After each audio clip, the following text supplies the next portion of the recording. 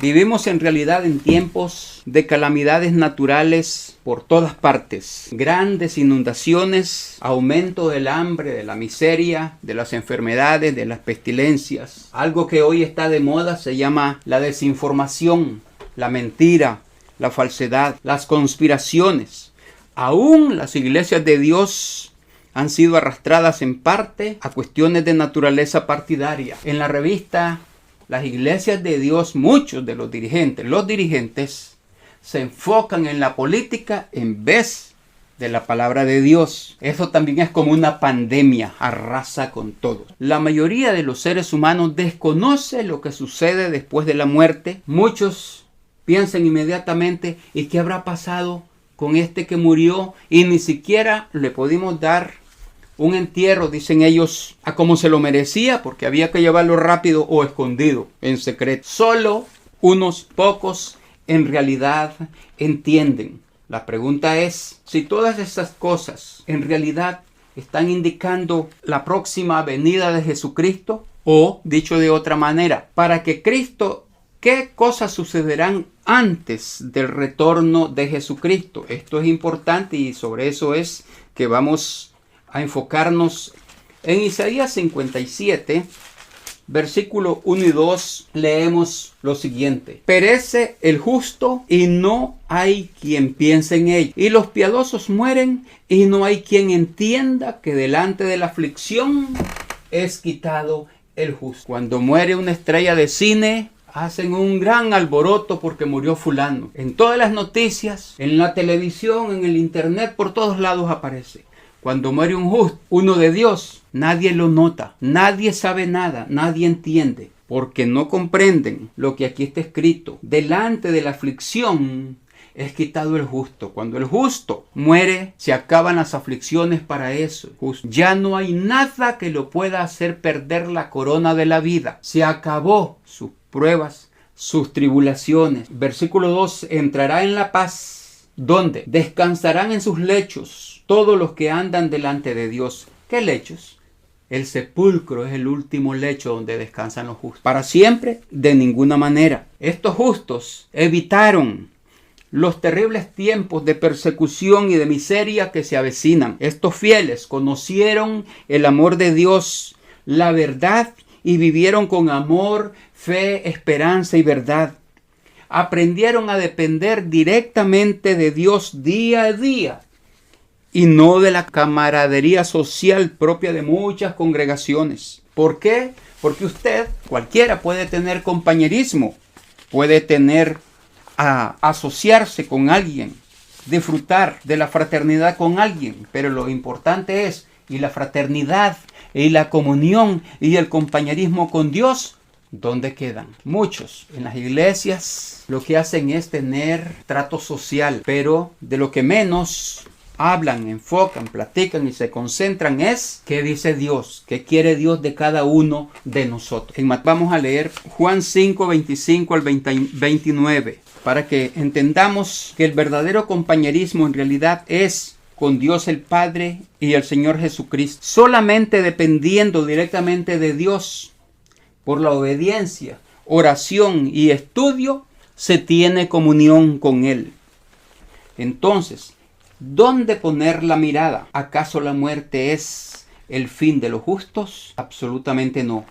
En Juan 5, 25 al 29 nos dice lo siguiente. Juan 5, 25 al 29. De cierto os digo, viene la hora y ahora es, cuando los muertos oirán la voz del Hijo de Dios y los que oyeren vivirán. Hoy en vida sucede eso y también estando muerto. Porque como el Padre tiene vida en sí mismo, así también ha dado al Hijo el tener vida en sí mismo. Y también le dio autoridad de hacer justicia por cuanto es el Hijo del Hombre. No os maravilléis de esto, porque vendrá hora cuando todos los que están en los sepulcros oirán su voz. El justo descansa en su lecho, en la tumba. Y los que hicieron lo bueno, esto es los justos, saldrán a resurrección de vida, la primera resurrección a vida eterna. Mas en su momento, a su tiempo, los que hicieron lo malo a resurrección de juicio. Ahí dicen algunas versiones condenación, pero la palabra correcta es juicio. ¿Por qué?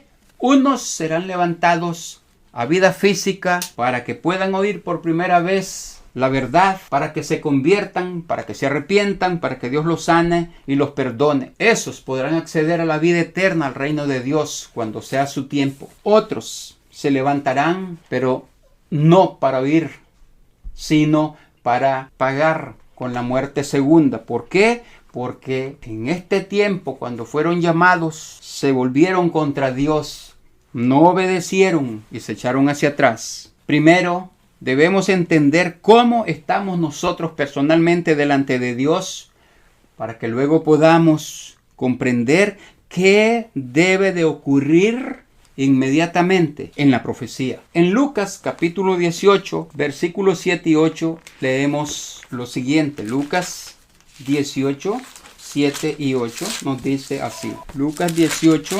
¿Y acaso Dios no hará justicia a sus escogidos? Está hablando de la viuda y el juez injusto, que claman a él día y noche. Fíjense, el justo, el cristiano, el verdadero, el genuino, no ora de vez en cuando, ni camina con Cristo y el Padre de vez en cuando, el sábado 2 horas, y si es protestante 40 minutos, sino que el justo clama a Dios día y noche, todos los días. ¿Se tardará Dios en responderles?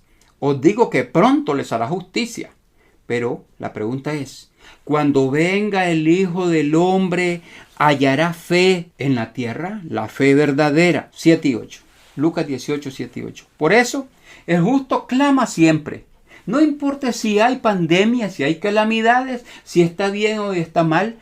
Jesucristo dijo que había que orar todos los días. Padre nuestro, danos hoy el pan de todos los días. Por lo tanto, había que orar todos los días. No dijo una vez a la semana o cuando se les ocurra. Cristo se pregunta él mismo. Cuando el Hijo del Hombre venga y no tarde en regresar, ¿hallará fe en la tierra? La verdadera. Unos, Lucas 18, versículo 8, unos han cambiado y pervertido la fe. Y lo que ahora tienen y les queda es falso. No tienen la verdad. Ese es el cristianismo profesional. Profesan ser cristianos, pero de hecho no lo son. Unos nunca lo han sido. Otros lo han medio sido, pero en realidad no lo son. Sin embargo, conforme nos acercamos al fin, quedan en realidad pocos cristianos genuinos. Una gran cantidad de hermanos han fallecido, no propiamente por el coronavirus, sino porque ya les tocaba morir, simple. ¿Hay nuevos? ¿Vienen más? ¿O hallará fe en la tierra Jesucristo cuando regrese? ¿Hallará siquiera unos cuantos que estén guardando, obedeciendo todo el tiempo, dependiendo del Padre y de Jesucristo? Algunas de estas personas aseguran en su gran desesperación que Cristo puede venir tal día y ponen fecha. Otros que la tribulación va a empezar.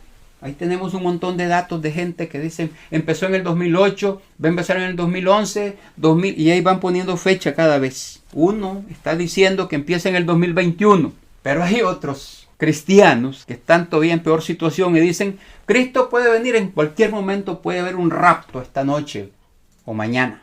Y eso es completamente falso. Se quedarán esperando el rapto para siempre. ¿Por qué? Tienen que ocurrir las cosas que Cristo mismo con su propia boca profetizó cuando estuvo aquí en la tierra. Mateo 24, versículo 1 y 2, leemos lo siguiente. Hay una serie de cosas que tienen que acontecer antes de la venida de Jesucristo, y de eso se trata lo que vamos a ver. Cuando Jesús salió del templo y se iba, se acercaron sus discípulos para mostrarle los edificios del templo. Respondiendo él les dijo, ¿veis todo esto? De cierto os digo que no quedará aquí piedra sobre piedra que no sea derribada. Llama la atención que Cristo dijo, vamos a explicar esto un poquito más enseguida. Jesucristo estaba en el monte de los olivos, viendo hacia el valle de Cedrón, ve el templo, ve las edificaciones del templo, y él dice algo, no va a quedar piedra sobre piedra que no sea destruida. Hoy los cristianos profesionales hacen sus peregrinaciones a Jerusalén y van a una cosa que le llaman el muro de las lamentaciones. No todo el mundo va, a algunos los dejan ir hasta el propio muro y dicen que ese es el muro de las lamentaciones. Pero vamos a ver más tarde, explicar un poquito En realidad Jesucristo dijo que no quedaría piedra sobre piedra que no fuera derribado de los edificios del templo y del templo mismo. Lo que hoy se considera el Muro de las Lamentaciones en realidad es el inicio de la parte sur de la fortaleza Antonia, una fortaleza romana que controlaban Judea en aquel tiempo. A eso van a adorar. Tienen de ídolo una pared de una fortaleza, de un cuartel romano, creyendo que eso era el templo. Y no lo es, porque Cristo dijo, no va a quedar piedra sobre piedra que no sea derribada. Todo fue derribado, como lo vamos a ver más tarde. Versículo 3. Y estando él sentado en el monte de los olivos, Cristo, los discípulos se le acercaron aparte. Fíjense, esta es una lección privada para los discípulos, diciendo, dinos, ¿cuándo serán estas cosas? 1. Segundo, ¿qué señal habrá de tu venida? Tercero, y del fin del mundo. 3 cosas. Le preguntaron ellos sobre 3 cosas. Jesucristo responde, vamos también a ver eso, pero pasemos al versículo 32 del mismo capítulo 24. Jesucristo les dijo así, Mateo 24, 32. Aprendan de la higuera la parábola.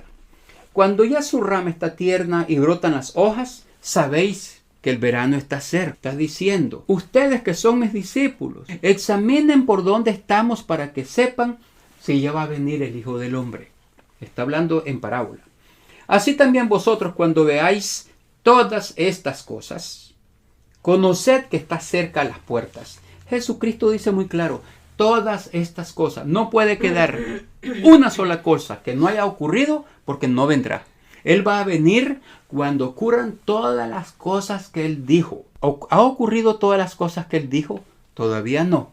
Eso es lo que estamos viendo en este día. Cuando todas estas cosas, esa es la condición, versículo 34, de cierto os digo que no pasará esta generación hasta que todo esto acontezca. ¿Cuál generación?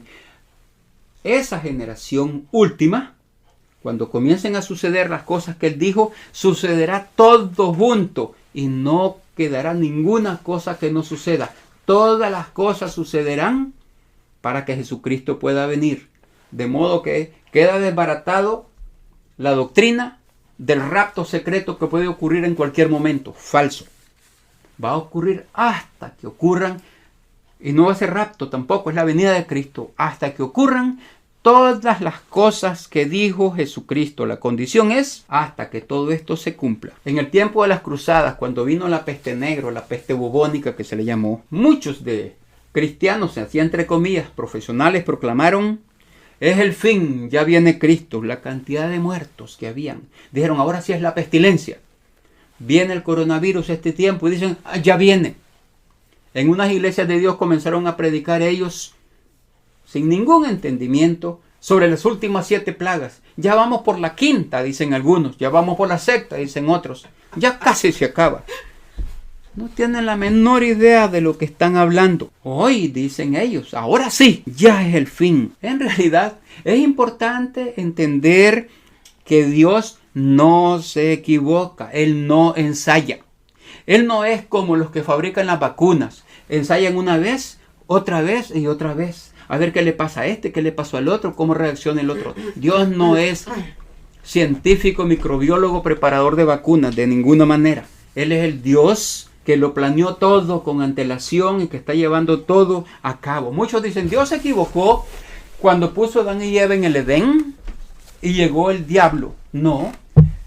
Jesucristo es el Cordero de Dios que estaba planificado desde antes de la fundación del mundo. Dios nunca se equivoca. Él lo hace como lo tiene planificado. Cuando examinamos escrituras, muchos dicen, bueno, yo opino, yo pienso esto y esto y esto de la escritura. Pero Dios es quien tiene establecido los tiempos, las estaciones, el cuándo ocurren las cosas. No importa qué es lo que piense X o Y persona. Dios no se guía por el pensamiento de algunos individuos, sino por el plan que Él estableció de antemano. Y de eso se trata, de conocer ese plan para saber dónde estamos en profecía, qué es lo que hace falta para que venga Jesucristo. Versículo 35 y 36. Jesucristo personalmente dijo, el cielo y la tierra pasarán, pero mis palabras no pasarán. Lo que Dios dice, lo que Cristo dijo, y Él inspiró toda la Escritura, es de fiel cumplimiento, no se equivoca. Pero el día y la hora nadie sabe, ni aun los ángeles del cielo, de los cielos, sino solo mi Padre. Algunos quieren adelantar, empujar la venida del Señor. Tenemos que predicar para que Cristo venga mañana. No va a suceder tal cosa.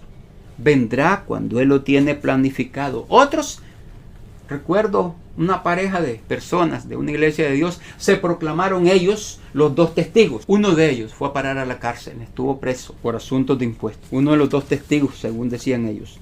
Otros, ya murió, ya falleció el año pasado. Este decía que era el pre-Elías. Yo soy el que prepara el camino para el Elías que va a venir, decía él. De la iglesia de Dios, decía él. Yo soy el precursor de los dos testigos, decía. Año a año, él profetizaba cuándo iba a empezar la gran tribulación. Primero se murió él y no llegó ninguna tribulación.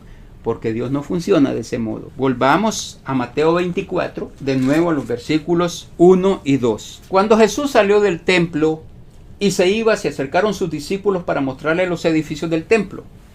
Respondiendo él les dijo, ¿veis todo esto? De cierto os digo que no quedará aquí piedra sobre piedra que no sea derribada. Como ya dije, estando Jesús allá en el monte de los olivos, vio hacia el valle de Cedrón y había allí un muro que llegaba hasta el techo del templo, hasta lo más alto del templo, donde empezaba el templo. Ese muro tenía 650 pies de altura, es decir, 216 metros.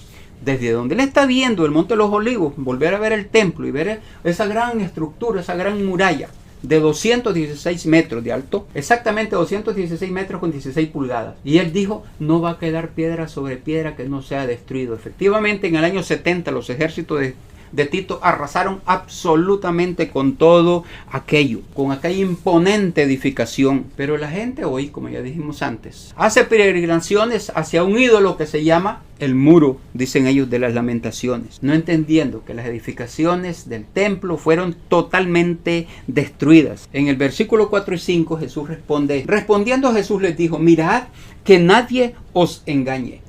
Porque vendrán muchos en mi nombre diciendo que Cristo es el Cristo. Yo soy el Cristo. No van a venir ellos diciendo yo soy Cristo. No, sino que van a venir diciendo que Cristo es el Cristo y engañarán a muchos. Es una seria advertencia esto para cada uno en cualquier momento del tiempo, en todo lugar. Hoy como nunca hay más. ¿Qué Cristo? Sí, Mateo 24:4. Porque vendrán muchos 24:5. En mi nombre diciendo yo soy el Cristo. Ellos no van a venir diciendo yo personalmente, cada uno de ellos, sino que Cristo es Cristo, pero para engañar. Reconociendo a Cristo como Cristo y engañando. Hoy, como nunca, hay más predicadores, polulan por doquier en el nombre de Jesús, más que nunca. Hay hasta unos apóstoles, ahí en Honduras hay un apóstol, gritando en las calles de Honduras, en el nombre de Jesús, diciendo que Cristo es Cristo, y diciéndole a todo el mundo que encuentra perro, perro, perro. Cada día surgen más y más y más de ese tipo de gente, diciendo Cristo es el Cristo. Y dicen una serie de cosas que Cristo jamás dijo, pero ellos dicen que eso es lo que dijo. Esta, como les digo, es la advertencia más seria para todos. Versículos 6 y 9. Y oiréis de guerras y rumores de guerras. Mirad que no os turbéis, porque es necesario que todo esto acontezca, pero no es el fin. Yo recuerdo que cada vez que aparecían guerras por aquí, por allá, en Vietnam, la de Afganistán, en Irak, después cuando derribaron al Shah lo mismo, en Libia, por todos lados, ahora sí, hay un montón de guerras, ya no tarden en venir. No, dice, eso no es el fin. Jesucristo está diciendo, no se turben, que eso no es el fin. Versículo 7 al 9. Porque se levantará nación contra nación, las guerras mundiales.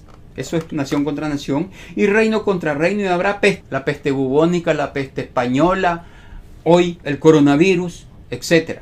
Y hambres, y terremotos en diferentes lugares. A veces hay terremotos en varias partes al mismo tiempo. Y todo esto será principio de dolores, pero no es el fin. Entonces os entregarán a tribulación y os matarán y seréis aborrecidos de toda la gente por causa de mi nombre. Pregunta, ¿cuántos han sido perseguidos por ser cristianos y llevados a la cárcel por eso? Hoy Jesucristo dijo. Entonces, os entregarán a gran tribulación.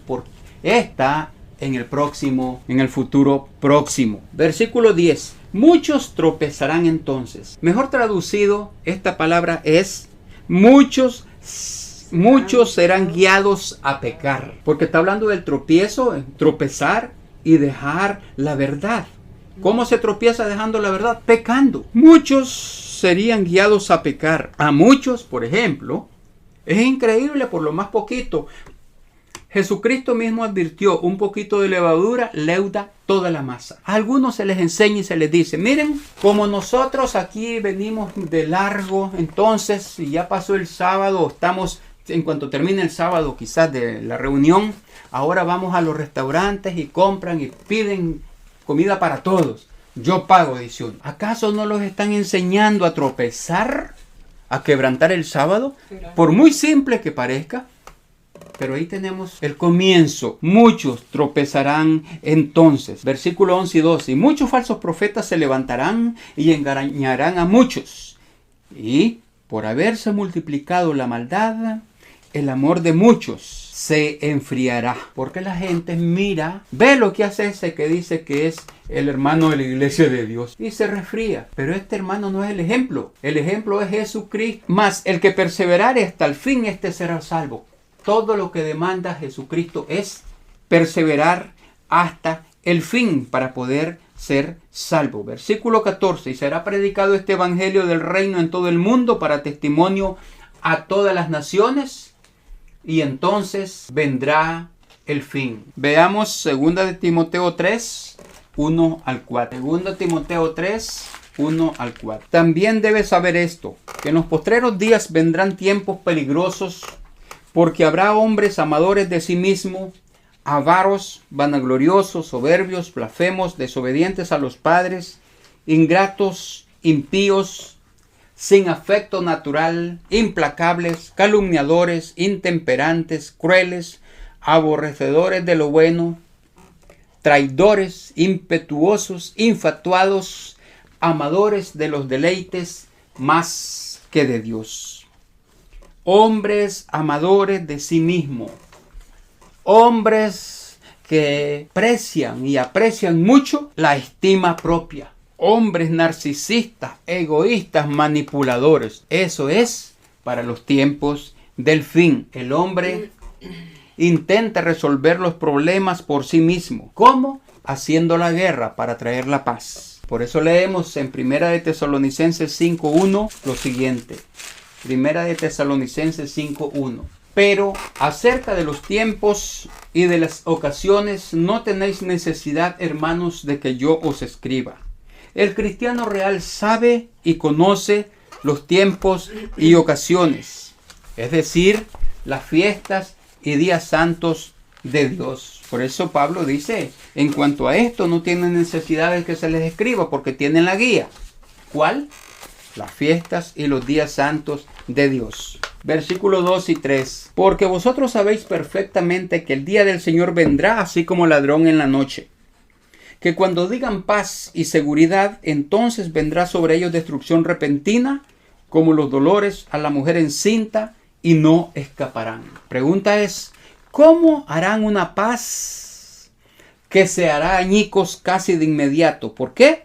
Porque cuando digan paz y seguridad, entonces vendrá sobre ellos destrucción repentina. Una serie de factores que empujan a estabilidad y crecimiento, a la solución ficticia de los males del hombre. Por un lado, hay un fuerte clamor por la distribución de la riqueza. Y por otro, quienes amenazan la riqueza claman, eso es comunismo. Ellos amasan la riqueza. Paradójicamente, los religiosos a ultranza son los más aferrados a eso. Pero también hay otro punto, la influencia y las directrices del Papa. Hace poco este señor escribió una encíclica que va dirigida como lineamientos para las Naciones Unidas y para todas las naciones. Porque él dice que así, bajo su plan, habrá paz, seguridad, amor y fraternidad. ¿Y qué ocurrirá en realidad? Vendrá sobre ellos destrucción repentina. ¿Qué viene entonces? ¿Qué es lo que dice la profecía? En Daniel capítulo 9 y 10, estos capítulos empiezan siempre en el tiempo de Daniel, cuando él estaba en vida, y terminan hacia el tiempo del fin. Pero no están en orden cronológico, aunque secuencial, porque hay espacios de tiempo entre las partes o elementos que comprenden. Por ejemplo, Daniel 9:24, veamos. Daniel 9:24 nos dice así: 70 semanas están determinadas sobre tu pueblo y sobre tu santa ciudad, para terminar la prevaricación y poner fin al pecado y expiar la iniquidad, para traer la justicia perdurable, sellar la visión y la profecía, y ungir al santo de los santos. En esta profecía de las 70 semanas, y específicamente en el versículo 24, hay una indicación de cómo trabaja Dios. Porque ahí dice: 70 semanas están determinadas sobre tu pueblo y sobre tu santa ciudad. 1. Hay 6 cosas que deben de ocurrir para terminar la prevaricación, para poner fin al pecado, expiar la iniquidad, para traer la justicia perdurable, sellar la visión y la profecía, y ungir al santo de los santos. La pregunta es: ¿acaso ya se puso fin al pecado, poner fin al pecado? Porque muchos dicen: ya pasaron las 70 semanas, ya se cumplieron. ¿Es cierto eso? Veamos cómo es que Dios trabaja. ¿Cuándo terminará el pecado? Cuando Satanás sea removido de la tierra y el pecado y la muerte sean lanzados al lago de fuego. Entonces se acabará el pecado. Lo que quiere decir que las 70 semanas no van en una forma cronológica, sino que hay espacios de tiempo. Esta es la indicación de cómo en realidad Dios trabaja. Versículo 25 y 26. Eso lo dije como un ejemplo. Lo que estamos viendo ahora es: ¿qué dice la profecía que tiene que ocurrir antes de la venida de Cristo? Vamos para allá. Daniel 9:25. Sabe pues y entiende que desde la salida de la orden para restaurar y edificar a Jerusalén hasta el Mesías príncipe habrá 7 semanas y 62 semanas. Se volverá a edificar la plaza y el muro en tiempos angustiosos. En la primera parte y después de las 62 semanas se quitará la vida al Mesías, mas no por sí. Allí hay que pararse, un lapso de tiempo, porque el versículo 26, la segunda parte del versículo 26 empieza muchísimo tiempo más tarde. Después de las 62 semanas se quitará la vida al Mesías, mas no por sí. No dice a las 62 semanas, sino después. Cuando terminaron las 62 semanas, después de eso se le quitó la vida al Mesías. Mas no por sus pecados, sino por la de todos nosotros. Versículo 26, la segunda parte. La última semana de las 70 semanas. Y el pueblo de un príncipe que ha de venir destruirá la ciudad y el santuario, y su fin será con inundación, y hasta el fin de la guerra durarán las devastaciones. Y por otra semana confirmaré el pacto con muchos. A la mitad de la semana hará cesar el sacrificio y la ofrenda. 70. Ciro y Darío dieron la orden de reconstruir el segundo templo. Y en aquel tiempo obligaron a las naciones vecinas a tener paz con quienes estaban construyendo el templo. Y se les prohibió invadir a Jerusalén. Por mucho que lo intentaron, no pudieron. La historia probablemente se repita al final de estos tiempos. Esto es cuando digan paz y seguridad. Por eso Daniel 9:27 establece y dice: y por otra semana confirmará el pacto con muchos. A la mitad de la semana hará cesar el sacrificio y la ofrenda. Ahí significa que en su momento habrá paz. Pero llega un momento en que él mismo quita la paz. Versículo 27, la segunda parte. Después, con la muchedumbre de las abominaciones, vendrá el desolador hasta que venga la consumación, al final. Fíjense cómo las 70 semanas llega hasta el final de los tiempos. Muchos enseñan que estas 70 semanas ya pasó, dicen ellos, en 3 años y medio después que Cristo murió. Falso, aquí no ha llegado hasta el fin, porque ahí dice claro, hasta que venga la consumación, y lo que está determinado se derrame sobre el desolador. La consumación es el fin de esta era. Comparemos algo que dijo Jesucristo con esto de Daniel 9:27. En Mateo 28, 18 al 20, todo el mundo sabe esto hasta de memoria. Pero veamos su aplicación, lo que está diciendo. Jesús, después que resucita y después que estuvo con 40 días con los discípulos, ya para ascender, antes de ascender, dijo: y Jesús se acercó y les habló diciendo: toda potestad me es dada en el cielo y en la tierra. Por tanto, id y haced discípulos a todas las naciones, bautizándolos en el nombre del Padre, y del Hijo, y del Espíritu Santo, enseñándoles que guarden todas las cosas que os he mandado, y aquí yo estoy con vosotros todos los días, hasta el fin del mundo. Aquel príncipe de aquel pueblo de la última semana de Daniel estará hasta el tiempo de la consumación. Aquí Cristo dice que estará con sus discípulos hasta el fin del mundo. ¿Está Cristo hoy con su iglesia? Por supuesto que sí, porque todavía no es el fin del mundo. ¿Dejará de estar Cristo un día con su iglesia? En ningún modo. Lo vamos a ver esto un poco más claro. Aún no ha ocurrido la última semana. La última semana está en realidad en ciernes. Es importante que entendamos que Pedro, Pablo y Juan finalizaron y canonizaron el Nuevo Testamento. ¿Cómo sabemos? Veamos Apocalipsis capítulo 11 para que veamos qué son las cosas que tienen que suceder antes de la venida de Jesucristo. Porque todo esto se desarrolla en un espacio corto de tiempo, al final de los tiempos.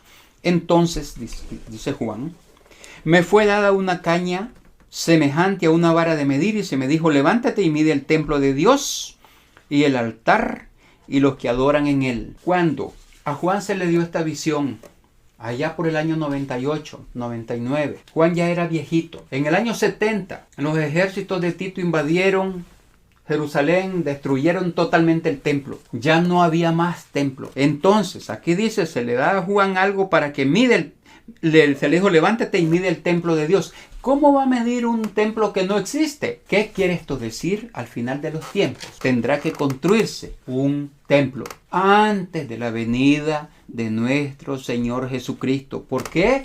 Porque aquel hombre, Daniel 9:27, que hace el pacto en su momento, entra al templo y ese para los sacrificios que se van a reiniciar en cierto momento.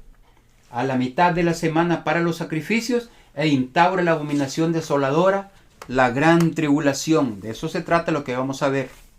¿Cómo pueden los sacrificios cesar si no han empezado? Y tampoco hay templo. ¿Cómo puede haber entonces consumación? ¿Cómo puede ocurrir el fin? Es importante que entendamos.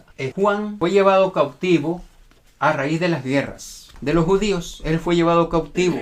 Luego, en cierto momento, Juan fue echado a un barril. En aquel tiempo no había barriles, lógico, pero a un lugar donde había aceite hirviendo. Juan fue echado al aceite hirviendo y no le pasó absolutamente nada. Uno de los discípulos de Juan testifica en la historia lo que ocurrió. Cuando vieron que a Juan no le sucedió nada, lo echaron a un barril, a un contenedor, a una cosa de esta, con aceite hirviendo, y no le sucedió nada. Salió inmune, entonces lo exiliaron a la isla de Patmos. En ese entonces ya no había templo. Y a Juan se le dice: toma un metro, una vara, y mide el templo. Y mide el altar. Quiere decir, hay un templo. Muchos dicen, bueno, para que empiecen los sacrificios no necesitan templo, sino un altar. Y ya se hacen los sacrificios. Eso dicen muchas iglesias de Dios. Casi todas, excepto una. Pero la Escritura no dice eso. Aquí dice: mide el templo y el altar. Las dos cosas tienen que existir. Y también a los que adoran en él. Pero el patio que está fuera del templo, ahorita no hay templo. Déjalo aparte y no lo midas, porque ha sido entregado a los gentiles. Y ellos hollarán la ciudad santa 42 meses. Aquí es necesario entender: a 42 meses no es lo mismo que 1260 días. Normalmente, los que interpretan por su cuenta la Biblia dicen 42 meses por 30 que tiene cada mes, igual 1260 días.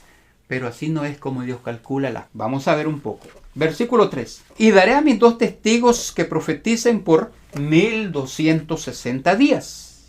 vestidos de cilicio. Si fuese lo mismo 42 meses que 1260 días, Dios hubiese dicho, y daré a mis 2 testigos que profeticen 42 meses. Pero no dice eso. ¿Por qué? Porque los meses, Dios utiliza el calendario calculado hebreo y hay un mes es 30 días, el siguiente 29, el otro 30 días, el otro 29 y así se va intercalando. Y depende de cómo estén las cosechas para el cálculo del calendario, se agrega en determinado momento un tercer mes, el que se llama Adar número 2. Entonces, no es lo mismo 42 meses, de acuerdo al calendario de Dios, que 1260 días contados día por día. ¿Cómo sabemos estas cosas y cómo se calcula? Lo vamos a ver en unos momentos entonces, todo esto. Volvamos a Daniel 9:27, donde dice así, Daniel 9:27. Estas cosas tienen que ver con el tiempo del fin, las cosas que tienen que suceder antes de que venga Cristo. Y por otra semana confirmará el pacto con muchos. A la mitad de la semana hará cesar el sacrificio y la ofrenda. Los evangélicos y muchos, lamentablemente, de las iglesias de Dios dicen, eso fue Cristo cuando murió, pero eso no es lo que dice aquí. ¿Por qué? Porque Cristo no hizo abominaciones. Después, con la muchedumbre de las abominaciones vendrá el desolador.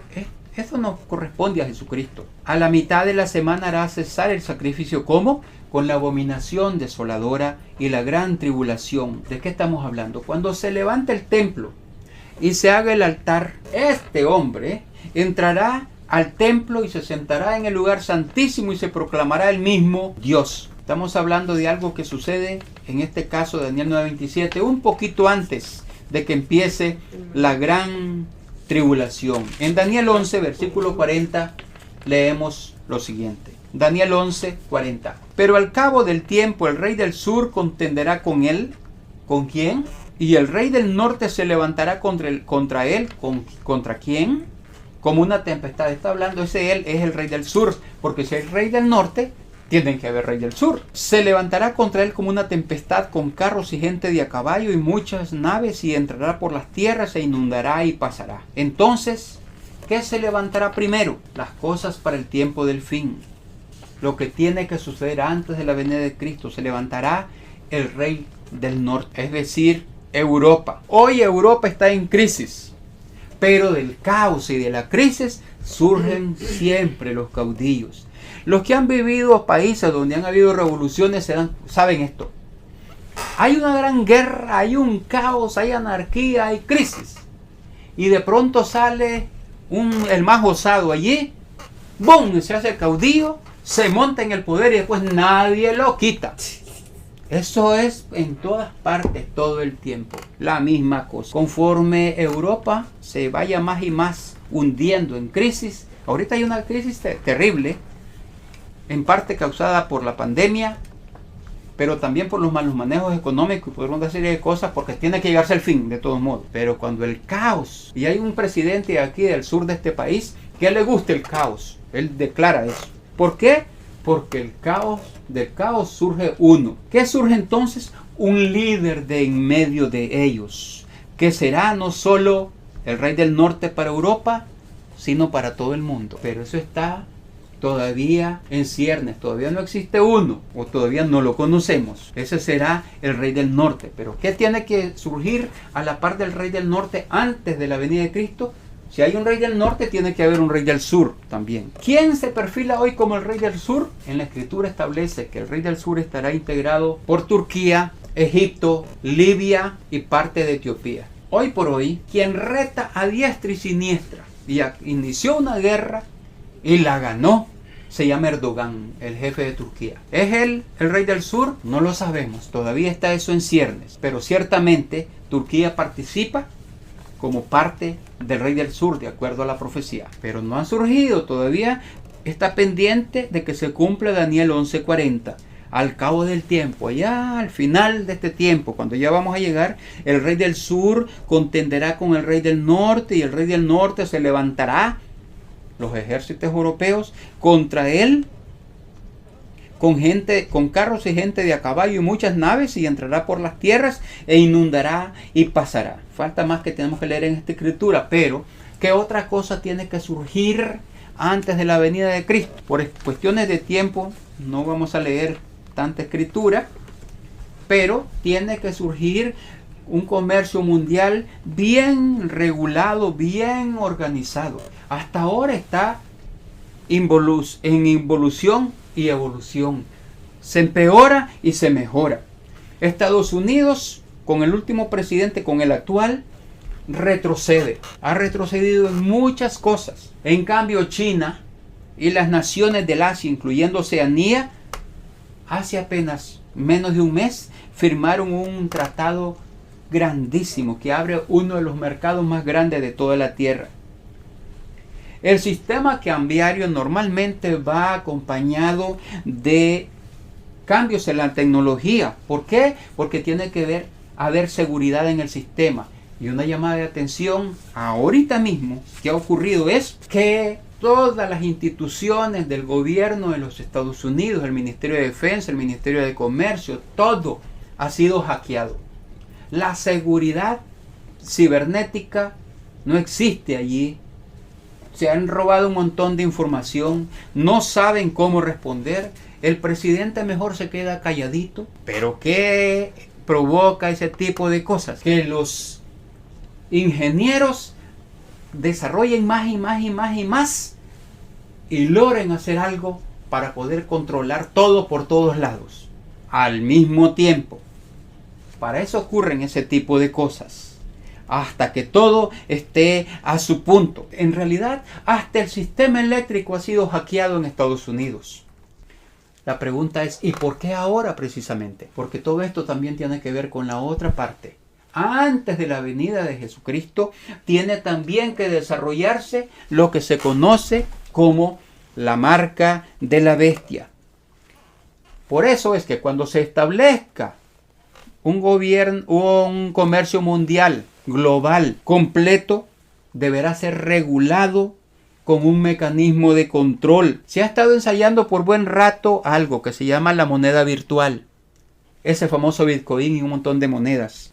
¿Para qué? Porque están creando confianza en las mentes de la gente. Que no utilicen más el papel moneda. Todo electrónico. Para que la gente crea en que es mejor y más seguro lo electrónico. Poco a poco se va a ir instaurando hasta que el papel moneda desaparezca y quede todo en cuestiones electrónicas. Y nadie podrá comprar ni vender si no tuviera también instalado lo que tiene que venir en su momento. El rey del norte terminará siendo en realidad el poder de la bestia. Y como dice aquí, ahora lo que vamos a leer, con furia va a venir luego hacia el sur, entrará a la tierra santa, entrará al propio templo cuando esté construido y él personalmente, él mismo se proclamará Dios. Daniel 11, versículo 44, veamos. Leamos desde el 41. Entrará a la tierra gloriosa y muchas provincias caerán, mas estas escaparán de su mano. Edom, lo que hoy es Turquía, y Moab, Jordania, y la mayoría de los hijos de Amón.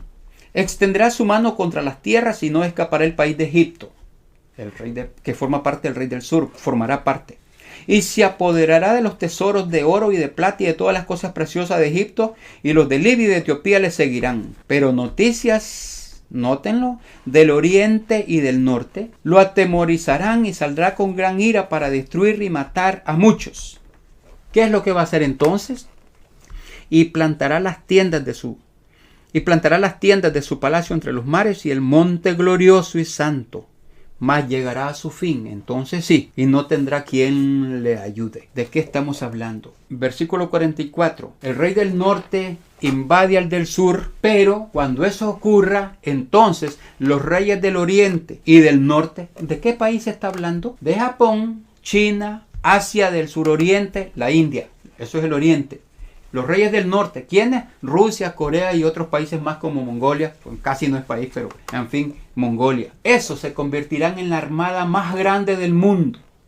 Entrarán en acción y una vez que entren, no retrocederán para nada. 200 millones tendidos desde China, desde Japón, hasta casi la entrada de la tierra gloriosa, como cuando vemos la fiesta de las trompetas, estudiamos bien a fondo estas. Por ahora solo estamos haciendo una remembranza. Y esto tiene que ver con Apocalipsis 9, 13 al 15. ¿Qué nos dice Apocalipsis 9, 13 al 15? Estamos viendo, a grosso modo, cosas que tienen que acontecer antes de la venida de nuestro Señor Jesucristo. Como leímos ya en Primera de Tesalonicenses capítulo 2. Apocalipsis 9, 13 al 15. El sexto ángel tocó la trompeta y oí una voz de entre los 4 cuernos del altar de oro que estaban delante de Dios, diciendo al sexto ángel que tenía la trompeta. Esto tiene que ver con Daniel 11, versículo 44. Desata a los 4 ángeles que están atados junto al río Éufrates. Y fueron desatados, me equivoqué. Y fueron desatados los 4 ángeles que estaban preparados para la hora, día, mes y año, a fin de matar a la tercera parte de los hombres. Imagínense, Dios hace todas las cosas. Dios tiene un tiempo y una estación exacto, planeado para todas las cosas, incluso para soltar a estos 4 ángeles. Versículo 16. Y el número de los ejércitos de los jinetes era 200 millones. Yo oí su número. ¿De cuál ejército? De los que vienen de los reyes del norte y del oriente. Cuando empiecen a movilizarse, a confrontarse con el rey del norte, estos no se detendrán de ninguna manera. Hoy por hoy, Rusia y China desarrollan una alianza militar y la han reforzado. No hace mucho firmaron nuevos documentos. Por eso mismo es que China y sus aliados, los países vecinos allá, incluyendo Australia, están haciendo esos pactos comerciales de gran calado. ¿Qué más tiene que ocurrir antes de la venida de Jesucristo? La caída de Israel. No estamos hablando de los judíos o la caída de Judea, lo que hoy se conoce como el Israel, el Estado de Israel. Eso apenas es Judea, sino de todas las 10 tribus de Israel. Por eso en Deuteronomio 28, 43 al 47, leemos lo que está determinado para las naciones de Israel para el tiempo del fin. Deuteronomio 28, 43 al 47. El extranjero que estará en medio de ti se elevará sobre ti muy alto y tú descenderás muy bajo. Está hablando a las naciones de Israel, las modernas naciones de Israel, es decir, Estados Unidos, Gran Bretaña, Canadá, Australia. Él te prestará a ti, tú no le prestarás a él, y él será por cabeza y tú serás por cola. Y vendrán sobre ti todas estas maldiciones y te perseguirán y te alcanzarán hasta que perezcas. ¿Por qué? Por cuanto no habrás atendido a la voz del Eterno tu Dios para guardar sus mandamientos y sus estatutos que Él te mandó, y serán en ti por señal y por maravilla y en tu descendencia para siempre. Por cuanto no serviste al Eterno tu Dios con alegría y con gozo de corazón por la abundancia de todas las cosas. Hoy por hoy, estas naciones de habla inglesa son las más ricas y poderosas de la tierra. Son las 10 tribus perdidas de Israel, las tribus del norte. Pero ¿qué dice Dios? Por cuanto no serviste al Eterno tu Dios con alegría y con gran gozo de corazón por la abundancia de las cosas, por tanto, servirás a tus enemigos que el Eterno enviare contra ti con hambre y con sed y con desnudez y con falta de todas las cosas, y Él pondrá yugo de hierro sobre tu cuello hasta destruirte. Esto es, por increíble que parezca, serán llevados cautivos. Eso le depara a las naciones más poderosas hoy de la tierra, a las naciones de la antigua 10 tribus del norte. Repito, Estados Unidos, Canadá, Australia y otras naciones de habla inglesa. ¿Por qué? Porque Dios les ha dado de todo y no le han querido obedecer, más bien le han desechado por tener de todas las cosas. Es el mismo caso que le pasó a Salomón. Dios le dio todo y cuando se vio rico, desechó completamente a Dios, aunque hizo el templo. De nada le sirvió, se corrompió. ¿Qué más tiene que ocurrir antes de que venga Jesucristo? Surge el falso profeta. Y la idea de él será y es controlar todas las religiones en una sola. Apocalipsis 13, versículo 11. 13:11. Después vi otra bestia que subía de la tierra y tenía 2 cuernos semejantes a los de un cordero. Esta es una iglesia, un falso profeta, pero hablaba como dragón por el espíritu de Satanás el diablo. Como decía antes, la última encíclica del Papa, que va dirigida a las Naciones Unidas y a todas las naciones para traer paz y prosperidad, según él, para que haya mejor distribución de la riqueza. Ahí está, la sacaron el 3 de octubre. Ahí están todas las indicaciones de lo que va a ser. Y el último acápite es sobre las religiones, cómo formar una sola religión. No importa lo que crea, no importa quién le pida, no importa lo que haga. Lo importante es dirigirlos él, todos bajo la bota del falso profeta. Y está profetizado y tendrá que cumplirse. Y todo esto es antes de que venga Jesucristo. Todavía no ha aparecido el falso profeta, pero ahí están las señales. Ya vimos anteriormente que tiene que edificarse un templo. Lo leímos de acuerdo a Apocalipsis 11, 1 y 2. También en 2 de Tesalonicenses 2, nos dice por qué causa tiene que haber ese templo. Porque aquí dice, 2 de Tesalonicenses 2, nadie os engaña, 2:3, nadie os engaña en ninguna manera, porque no vendrá Cristo, sin que antes venga la apostasía y se le manifieste el hombre de pecado, el hijo de perdición, lo que se conoce como la bestia, el cual se opone y se levanta contra todo lo que se llama Dios o es objeto de culto, tanto que se sienta en el templo de Dios como Dios. Pero todavía no existe ese templo. Por lo tanto, tendrá que levantarse ese templo. Para que entre ese templo, va al lugar santísimo, se declara como Dios para los sacrificios. Y él mismo dice que no necesitan más sacrificio porque él es el Mesías, el Dios, y lo van a adorar. Y el falso profeta hará que toditos adoren a este falso. Se siente en el templo de Dios como Dios, haciéndose pasar por Dios. ¿No os acordáis que cuando yo estaba todavía con vosotros os decía esto, y ahora vosotros sabéis lo que lo detiene, a fin de que a su debido tiempo, Dios no hace nada ni permite nada que se adelante ni que se atrase, a su tiempo se manifieste, porque ya está en acción el misterio de la iniquidad, solo que hay quien al presente lo detiene hasta que el hombre de pecado a su vez se levante de en medio de ellos.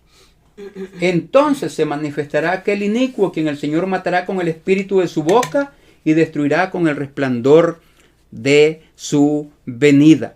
Este es el hombre de pecado que va a asentar aquello que el apóstol Juan insertó en Mateo 24, el versículo 15 específicamente, donde dice, Jesucristo dijo, por tanto, cuando veáis en el lugar santo la abominación desoladora de que habló el profeta Daniel, o sea, cuando el hombre inicuo entra al templo, se sienta en el templo y se declara el mismo Dios, entonces Juan escribió esto, lo puso entre paréntesis, el que lee entienda, porque cuando Mateo escribió, ahí estaba el templo. Pero cuando Juan canonizó, ya no había templo. Entonces él puso el que le entienda. ¿Por qué? Porque él supo que tenía que haber un nuevo templo, porque Dios le dijo, vaya mi hijo y mida el templo.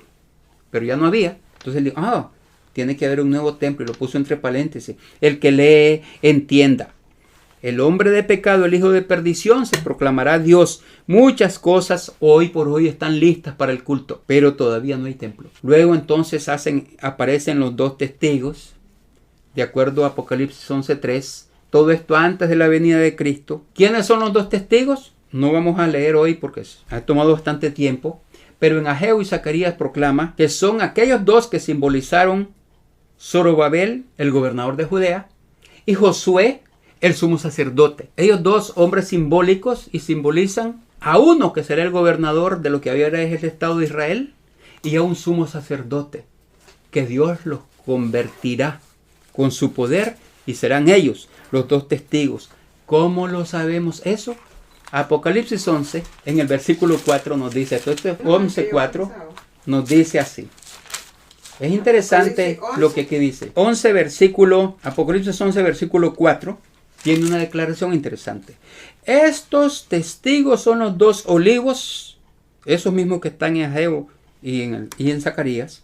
Estos testigos son los dos olivos, noten, y los dos candeleros que están en pie delante del Dios de la tierra. Ahora, muchos en la iglesia de Dios han querido ser ellos los dos testigos. Pero, ¿qué dice la Escritura? Fíjense bien, Apocalipsis 11:4 dice que estos dos son los dos candeleros, dos olivos, dos candeleros. ¿Dónde hay más candeleros? Apocalipsis 1, versículo 12 y 13 dice así. Y me volví para ver la voz que hablaba conmigo y vuelto vi 7 candeleros de oro. Y en medio de los 7 candeleros a uno semejante al Hijo del Hombre, Estos 7 candeleros en el versículo 20 está interpretado. Apocalipsis 1. El misterio de las 7 estrellas que has visto en mi diestra y de los 7 candeleros de oro. Las 7 estrellas son los 7 ángeles de las 7 iglesias y los 7 candeleros que has visto son las 7 iglesias. Pero aquellos 2 testigos también son 2 candeleros que no forman parte de las iglesias porque son diferentes. El gobernador no son de las iglesias de Dios. ¿Quiénes serán estos? El gobernador del Estado de Israel actual, pero no el que está ahorita, al que le corresponda cuando sea. Y el sumo sacerdote que surgirá en aquel tiempo cuando se construya el Sanedrín. Serán Dios con su poder los convertirá, les quitará la ropa inmunda y los vestirá de una ropa nueva, diferente cuando los convierta. Ese tema es separado. Todo lo que hemos hablado en realidad lo hemos cubierto muchas veces en muchas cosas. Y hay un audio que se llama La abominación desoladora y los 2 testigos. Ahí está explicado exactamente quiénes son los 2 testigos, paso a paso, basados en Ageo, Zacarías y Apocalipsis. Aparte de eso, también Dios dice que las últimas 2 iglesias sería una que proclamaría fielmente la verdad, pero escondida porque es difícil encontrarla. La Filadelfia, una iglesia de amor fraternal. La otra, la Odisea, la iglesia ni fría ni caliente, que es la característica hoy de la iglesia de Dios. Ni fría ni caliente, casi buena para nada. Todas estas cosas tienen que ocurrir antes de la venida de Jesucristo. Entonces sí sabremos que el tiempo ya está cerca. Cuando veamos que todas estas cosas se cumplen, que todas estas cosas ocurren, que todas estas cosas llegan a su fin. Para leer la última escritura, 1 Tesalonicenses 5, 4 al 11, lo voy a leer y allí concluimos. Mas vosotros, hermanos, no estáis en tinieblas para que aquel día de la venida de Cristo o del día del Señor os sorprenda como ladrón. Porque todos vosotros sois hijos de luz e hijos del día. No somos de la noche ni de las tinieblas. Por tanto, no durmamos como los demás, sino velemos y seamos sobrios. Esto es para nosotros. Pues los que duermen de noche duermen, y los que se embriagan de noche se emborrachan. Pero nosotros, que somos del día, seamos sobrios, habiéndonos vestido con la coraza de fe y de amor y con la esperanza de salvación como yelmo. Porque no nos ha puesto Dios para la ira, para que su ira se derrame sobre nosotros, sino para alcanzar salvación por medio de nuestro Señor Jesucristo, quien murió por nosotros, para que, ya sea que velemos, o que durmamos, o que estemos muertos, vivamos juntamente con Él. Por lo cual, animaos unos a otros y edificaos unos a otros,